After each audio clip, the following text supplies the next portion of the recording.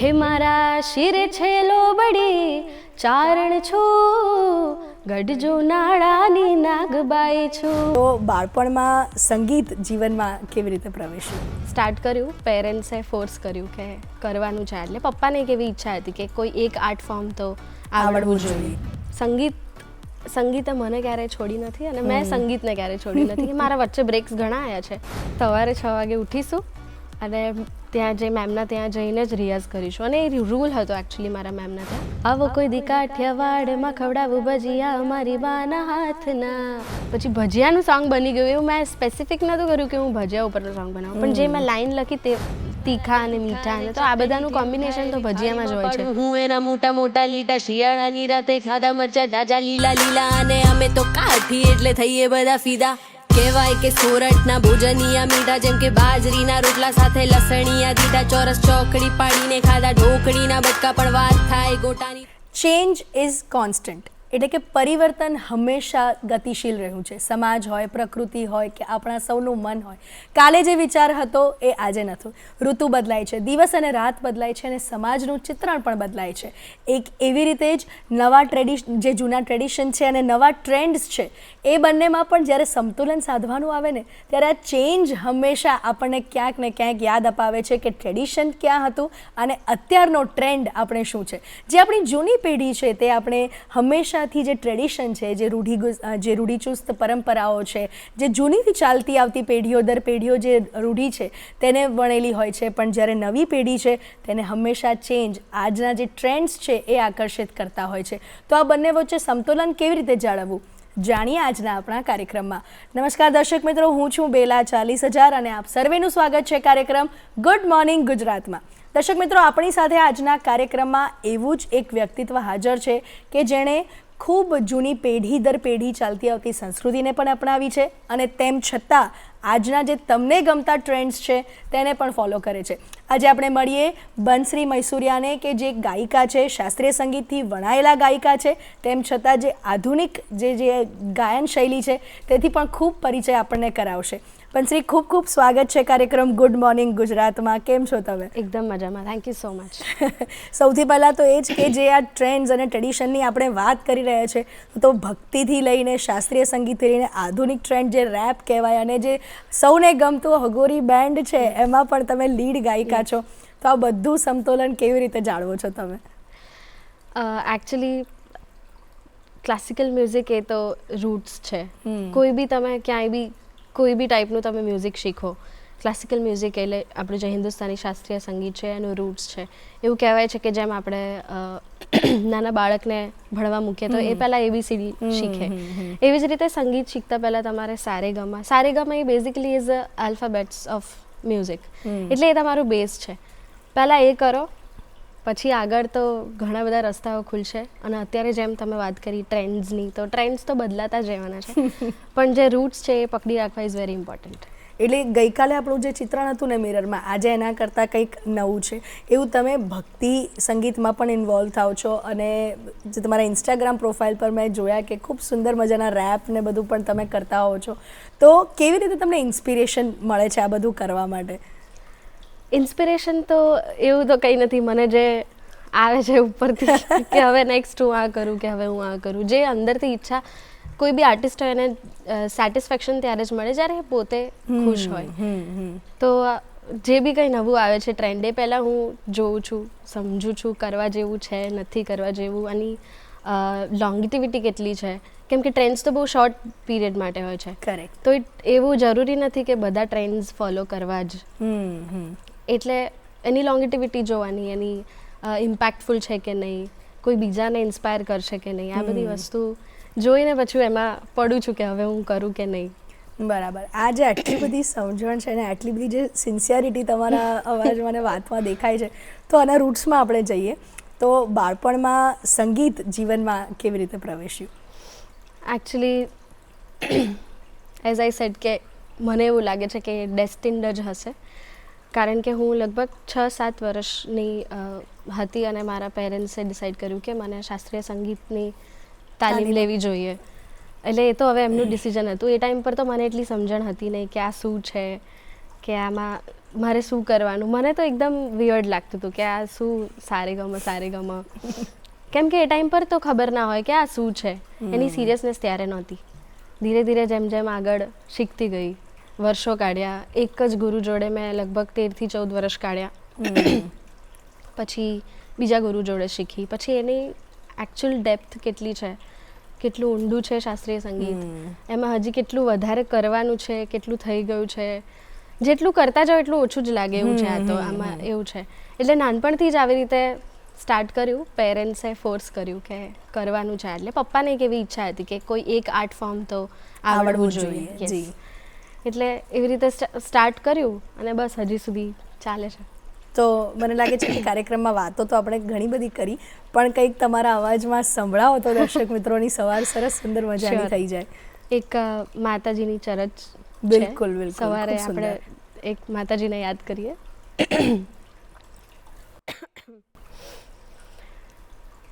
હે માડી તારા ભેળિયામાં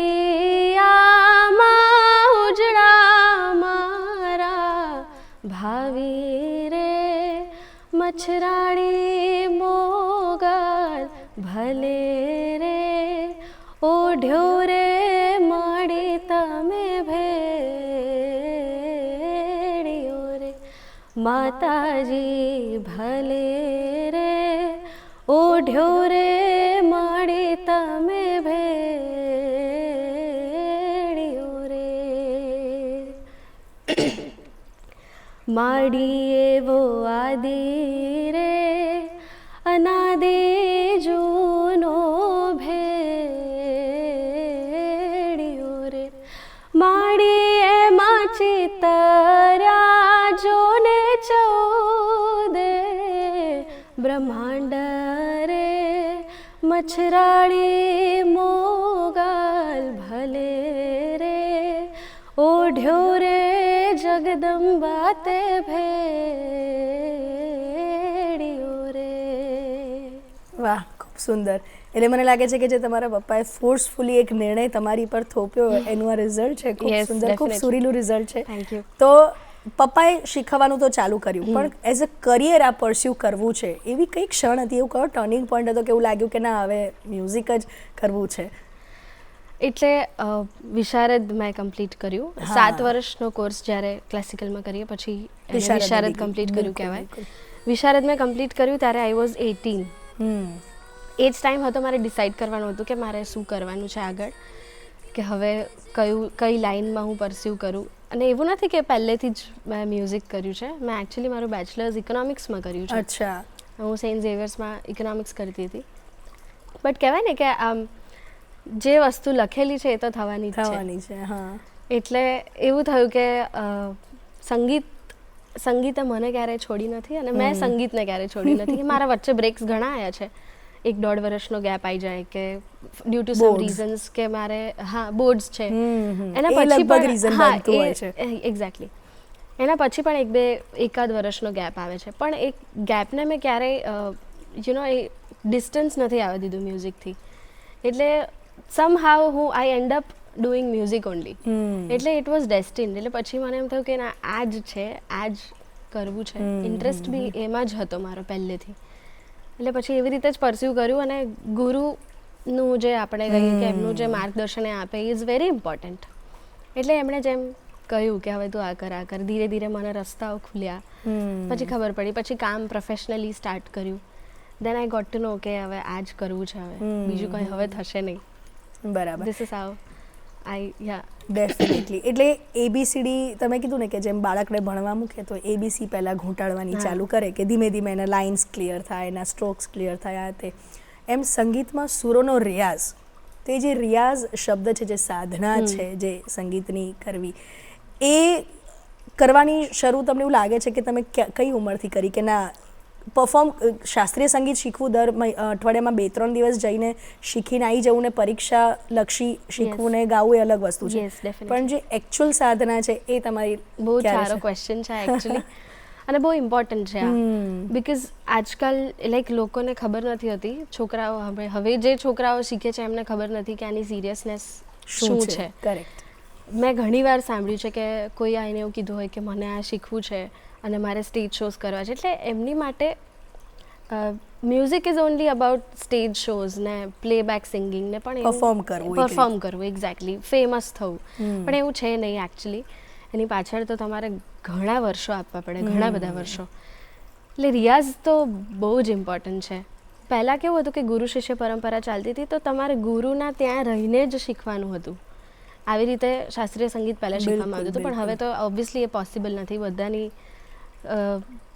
કરિયર સિવાય લાઈક મ્યુઝિક સિવાય બી ઘણા લોકો અલગ કરિયરમાં હોય છે.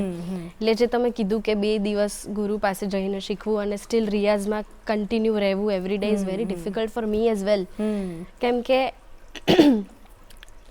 એક કહેવાય ને કે એક કન્સિસ્ટન્સી લાવવી is very important and also is very difficult also.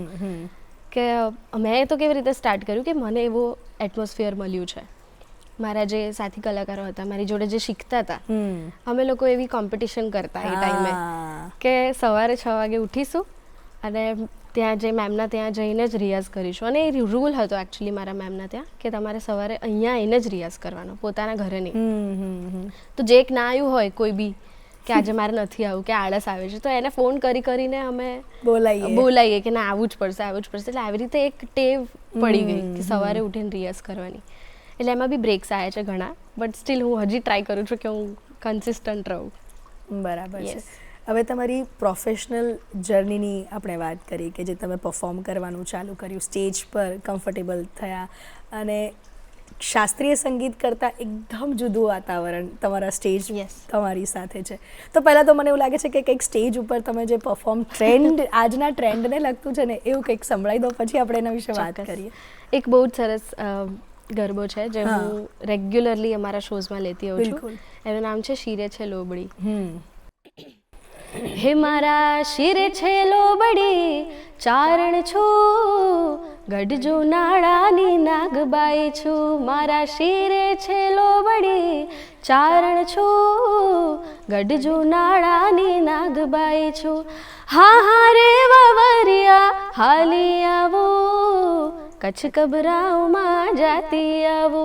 હા હા રે વવરિયા હાલી આવો, કચ્છ કબરાઓમાં જાતી આવો. કે મારા શિરે છે લોબડી ચારણ છું, ગઢજો નાળાની નાગબાઈ છું.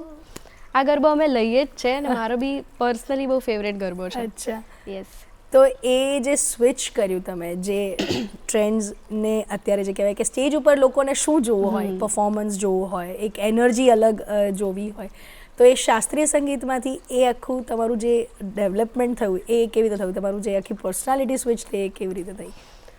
શાસ્ત્રીય સંગીત તો નાનપણથી જ ચાલતું આવતું હતું. જેમ જેમ મેં પ્રોફેશનલી સ્ટાર્ટ કર્યું પરફોર્મ કરવાનું, ત્યારે ખબર પડી કે કઈ ટાઈપનું પરફોર્મન્સ કઈ ટાઈપની ઓડિયન્સની સામે આપણે આપવું. હવે ઓબ્વિયસલી અમુક વસ્તુ એવી હશે જે મને પર્સનલી ગાવી I prefer not to sing. અચ્છા. બટ ઓડિયન્સને એ જ જોઈતું હોય છે. એટલે એક્ઝેક્ટલી. અને એઝ એન આર્ટિસ્ટ આપણે ઓલવેઝ એ જોવાનું હોય કે what audience is asking for. જે ઓડિયન્સ આપણને આપણી જોડે માંગે છે આપણે ઓબ્વિયસલી એ જ આપવાનું છે.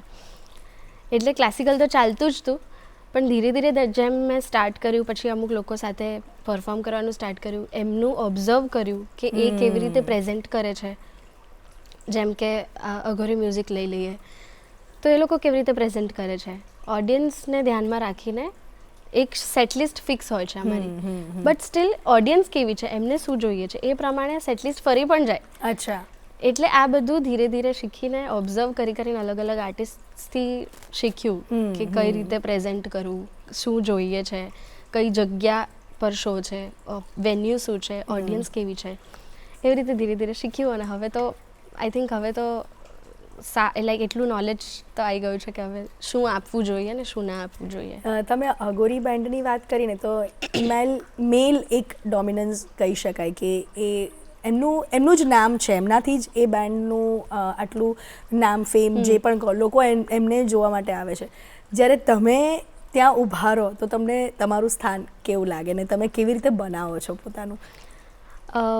મને તો ખૂબ જ સારું લાગે છે actually. Aghori music is now a family for me. એવું ક્યારેય મને લાગ્યું નથી કે it's a male dominance kind of band, કેમ કે એ લોકો એટલું જ ઇમ્પોર્ટન્સ આપે છે. Okay. They respect me as an artist because they respect everybody as an artist. પછી એ મ્યુઝિશિયન્સ હોય કે હું હોઉં એઝ અ ફિમેલ લીડ કે મારી જોડે જે મેલ લીડ છે એ હોય, અમને એવું ક્યારેય ફીલ નથી થયું બિકોઝ એ અમને સ્પેસ મળે છે on stage. When we are singing, when I am singing, તો મને એ સ્પેસ મળે છે કે it is now my stage. હવે એ મારું સ્ટેજ છે. એટલે અઘોરી મ્યુઝિક એ ફ્રીડમ છે બેન્ડમાં કે જેને જેમ it's like we are artist. બાંધીને તો કોઈ રાખી ના શકે અને એવું પોસિબલ જ નથી. એમનું એવું અઘોરી મ્યુઝિકની એવી મેન્ટાલિટી છે નહીં. એટલે જ તો આટલું સારું અમારું રેપો છે. એક્ઝેક્ટલી. કે હવે તો તમે જો બધા આઈ એમ અ જેનઝી, તો જેનઝીઝ ઓલ્સો બિલીવ ઇન કે વાઇબ મેચ થવી જોઈએ. એટલે મારી બહુ સારી વાઇબ મેચ થાય છે અને we are actually like a family only. તો એવું ક્યારે ફીલ થયું નથી અને સારું એક સ્પેસ મળે છે અને સરસ મજા કરીને અમે લોકો પરફોર્મ કરીએ છીએ. બેઝિકલી તો સંગીત મળે છે ને એક્ઝેક્ટલી, મજા સંગીત મળે કરવાની છે બસ. બિલકુલ સાચી વાત છે. તો દર્શક મિત્રો, બંસરી સાથે આપણે ઘણી બધી વાત હજી કરવાની છે, તેમના મોઢેથી ઘણા બધા ગીતો પણ હજી સાંભળવાના છે, પણ કાર્યક્રમમાં હાલ થયો છે સમય એક નાનકડા વિરામનો.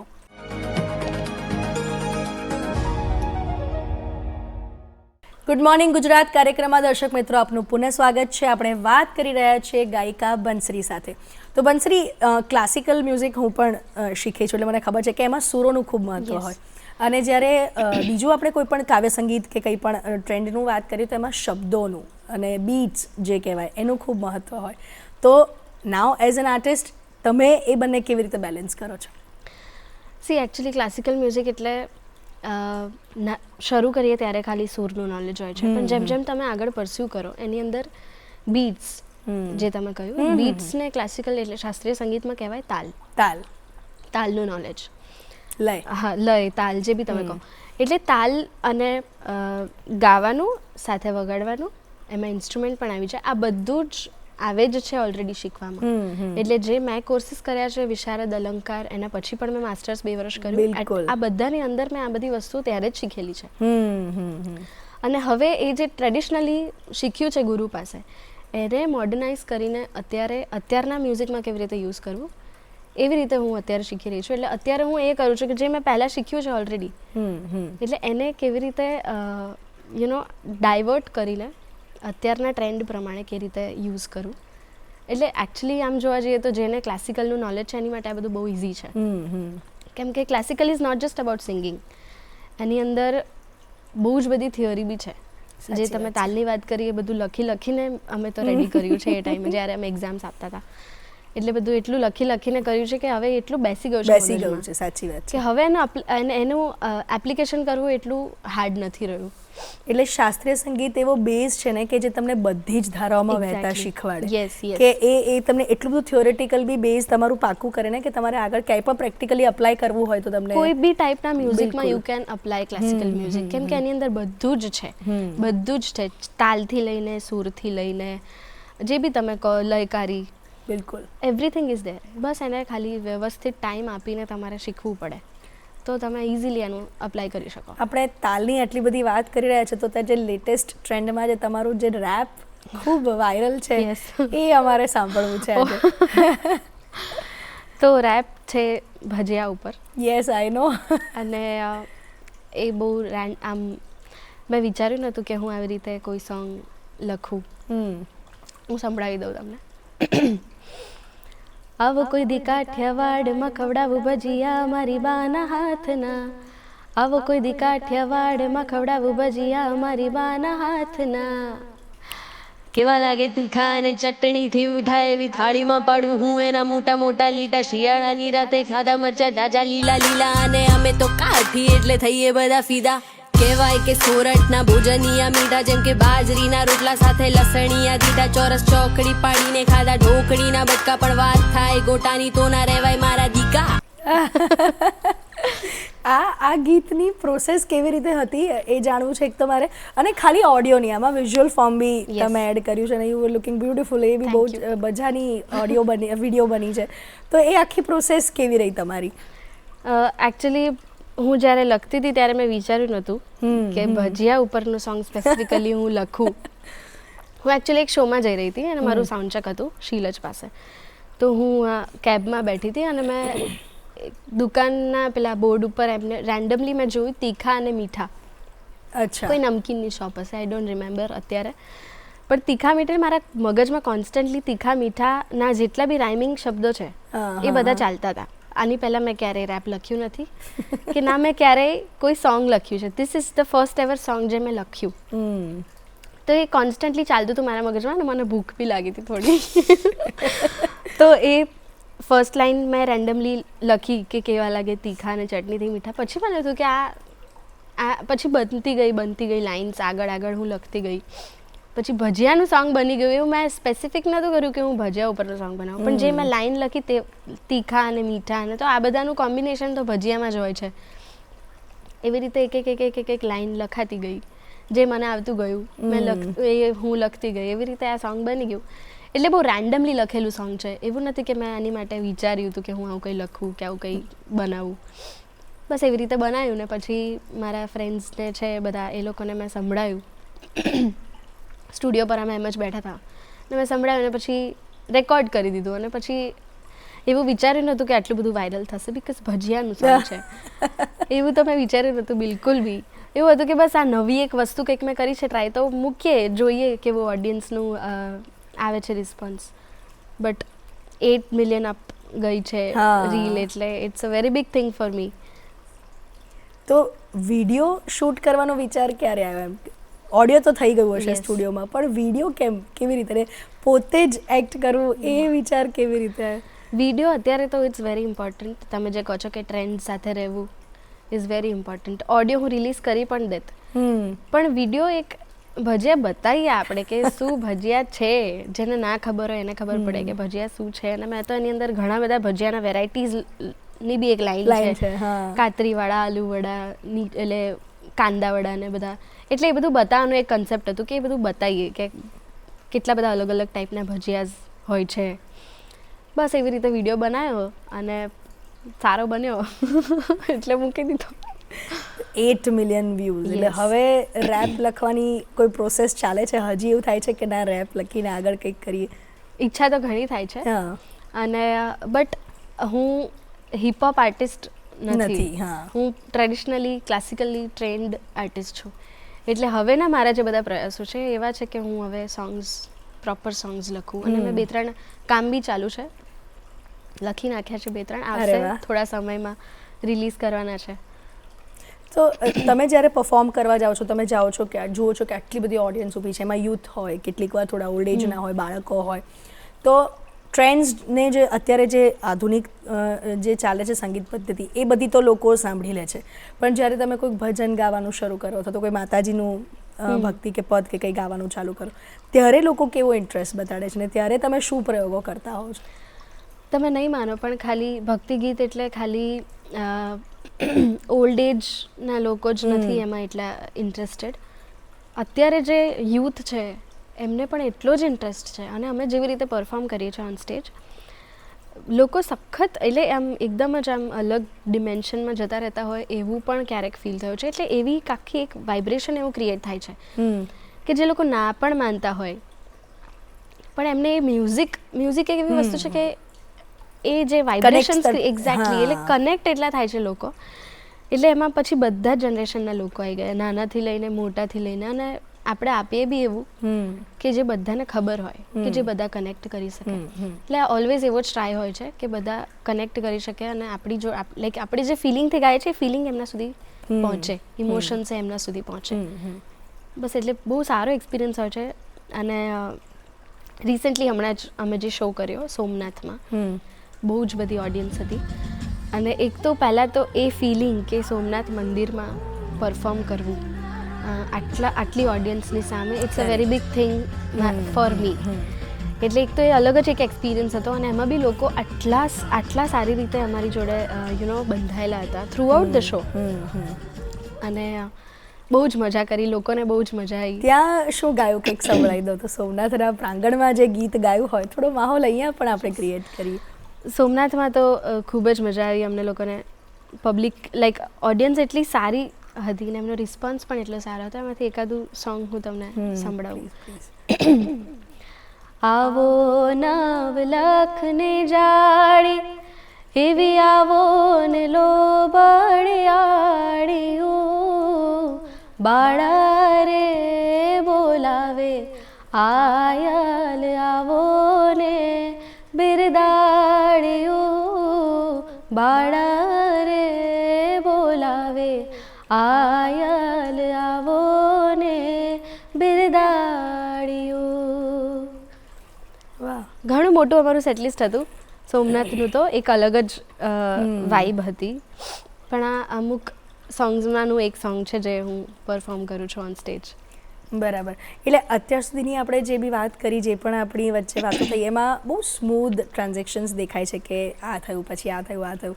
પણ બંસરીનો સ્ટ્રગલ પીરિયડ નથી ખ્યાલ આવતો. તો એ કોઈ સ્ટ્રગલ પીરિયડ એવો રહ્યો કે થોડી મહેનત કરવી પડી, કામ શોધવું પડ્યું કે આ તે એવું કંઈ રહ્યું ખરું તમારી લાઈફમાં? સ્ટ્રગલ તો હજી પણ ચાલુ જ છે. એટલે સ્ટ્રગલ આઈ ફીલ કે લાઈફ ટાઈમ રહેવાનું જ છે. ને સ્ટ્રગલ નહીં હોય તો જે આગળ કહેવાય ને કે જે મોટા પગલાં આપણે ભરીએ છીએ સ્ટ્રગલ વગર તો ઇટ ઇઝ ઇમ્પોસિબલ. એટલે યસ, સ્ટ્રગલ તો કર્યું જ છે. લગભગ મેં જ્યારે પ્રોફેશનલી સ્ટાર્ટ કર્યું એઝ અ સિંગર, તો મેં પહેલાં કોરસ સિંગર તરીકે સ્ટાર્ટ કર્યું હતું. લગભગ 5 થી 6 વર્ષ મેં કોરસ ગાયું. બહુ જ બધા અલગ અલગ આર્ટિસ્ટ જોડે ઓન સ્ટેજ પણ ગાયું અને કોરસ રેકોર્ડિંગ્સ પણ મેં એટલા જ કર્યા છે. એટલે there is a huge difference. Being a lead singer અને બિંગ અ કોરસ સિંગર, એમાં બહુ જ મોટો ડિફરન્સ છે. લીડ તમે બનો એની પહેલાં કોરસ કરશો તો એનું એક અલગ બેનિફિટ છે. એનું એક અલગ જ બેનિફિટ છે. એટલે એક કોરસમાં ગાવું એઝ અ આર્ટિસ્ટ છે ને, તો ઓડિયન્સને ખ્યાલ નથી આવતો કે કેટલું ઇમ્પોર્ટન્ટ છે કોરસ પણ. અને it is actually difficult, very difficult. Exactly. કારણ કે આપણે પોતે ગાઈએ અને 4 જણ સાથે એક સરખું ગાવું. યસ, એ સિંકમાં ગાવું એ વધારે અઘરું છે.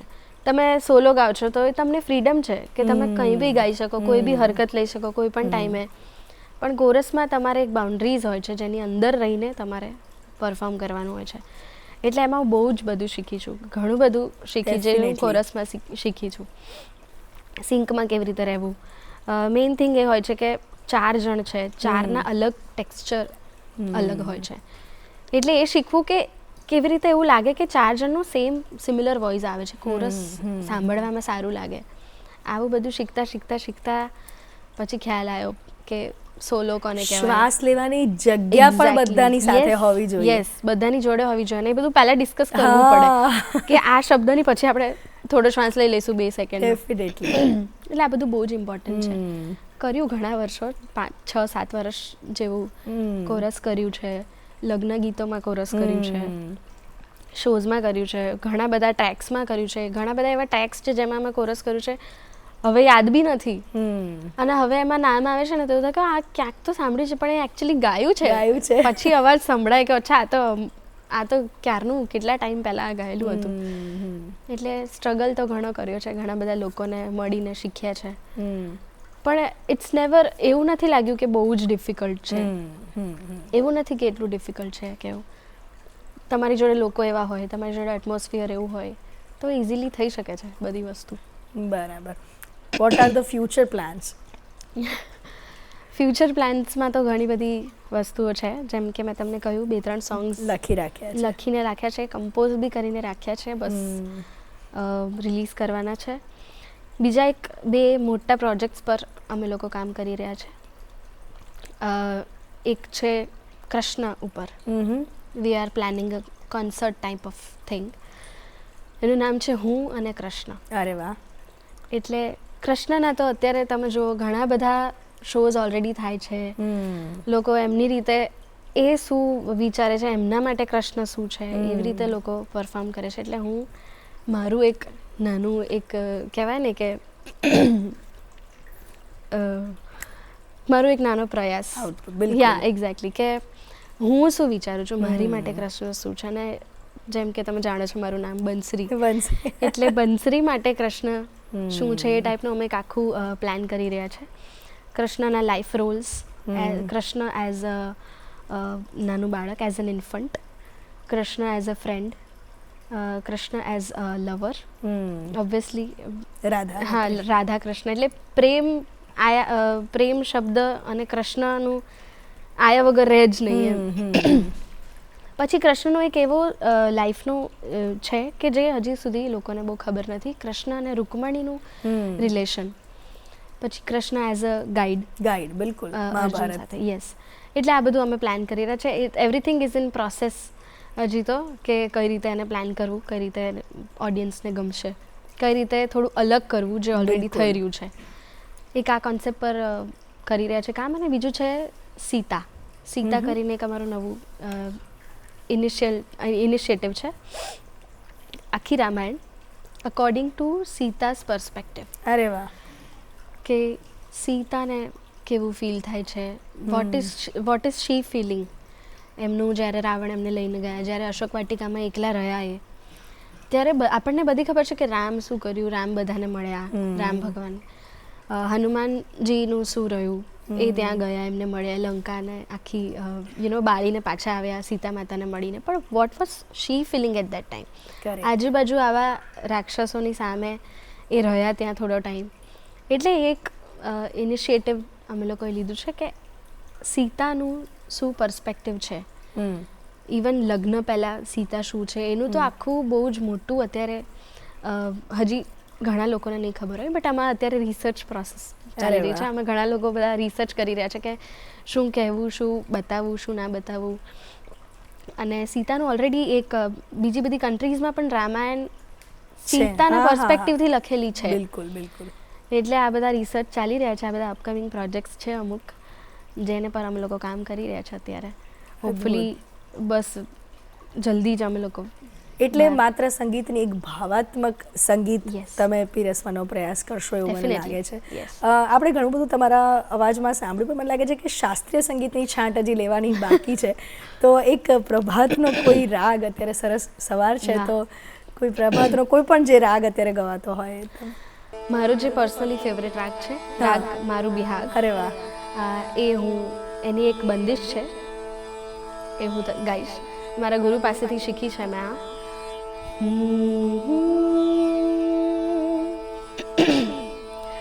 સગન બન બોલે રે કોયલિયા, સગન બન બોલે રે કોયલિયા, બસંત ઋતુ આઈ સહેલરિયા, બસંત ઋતુ આઈ સહેલરિયા, સગન બન બોલે રે કોયલિયા, સગન બન બોલે.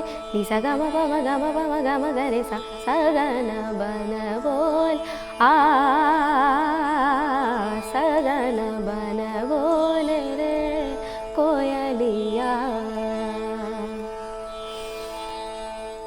પપીહા પુકારે લાગે જીયા હુકારે, પપીહા પુકારે લાગે જીયા હુકારે, પિયા નહીં આए हमरा, बसंत ऋतु आई सहेलरिया, बसंत ऋतु आई सहेलरिया, सगन बन बोले रे कोयलिया, सगन बन बोले, सगन बन बोले, सगन बन बोले रे કોયલિયા. એટલે વસંત ઋતુ ઉપરનું આ એક ખ્યાલ ગાયકી છે કે વસંતમાં કઈ ટાઈપનું માહોલ હોય છે, અને એવામાં પિયા નહીં આએ અભી ઘર, એટલે એની રાહ જોતી એક સ્ત્રી છે. બહુ જ સરસ છે આ, જે મારા ગુરુ પાસેથી મેં શીખેલું છે. બરાબર. એટલે અત્યારે મને તમને સાંભળીને એવું લાગ્યું કે ક્યારે એવો વિચાર નથી આવ્યો કે શાસ્ત્રીય સંગીતમાં પણ પરફોર્મન્સ કરવા છે કે એવું કંઈ કરવું છે? એ તો બહુ જ મોટું એક એટલે કોઈ બી ક્લાસિકલી ટ્રેન્ડ આર્ટિસ્ટ હોય એની માટે ડ્રીમ જ હોય છે કે ફૂલ્લી ક્લાસિકલી પરફોર્મ કરવું, બટ એ એટલું જ ડિફિકલ્ટ છે. એક સાધના, જેમ આપણે પહેલાં વાત થઈ કે સાધના કરવી, રેગ્યુલરલી કરવી પડે. ક્લાસિકલ આર્ટિસ્ટ બનવું એ નોર્મલ આર્ટિસ્ટ કરતાં વધારે ડિફિકલ્ટ છે, બહુ જ ડિફિકલ્ટ છે. બહુ જ ડિફિકલ્ટ. એટલે એની અંદર તમારે આમ બધું જ ભૂલી જ જવાનું. આમ દિવસના 24 કલાકમાંથી 20 કલાક તમારે બસ રિયાઝ જ કરવો પડે, જેની માટે હજી હું પ્રિપેર્ડ નથી. હજી તો ઘણું બધું આગળ કરવાનું છે, હજી તો ઘણું બધું શીખવાનું છે. જોઈશું, હોપફુલી આગળ જો એટલું સારું હશે તો ક્લાસિકલ શોઝ પણ કરીશું, પણ અત્યારે તો આઈ ડોન્ટ ફીલ કે હું એટલી એલિજિબલ છું પર ટુ બી ઓનેસ્ટ. એટલે જોઈએ. મને લાગે છે કે તમારો જે વોઇસ ક્વોલિટી છે ને, જે તમારો અવાજની જે એક ગણકાર છે એ ક્લાસિકલ માટે ખૂબ સુંદર છે ને, ખૂબ મારું બિહાગ આટલો સુંદર લાગ્યો સવારમાં. પ્રભાતનો એક તો સમય છે. અને એક છેલ્લો ક્વેશ્ચન મારે તમને એ પણ પૂછવો છે કે નાનપણની બંસરીને કોઈ જો સલાહ આપવી હોય તમારે તો તમે શું આપશો?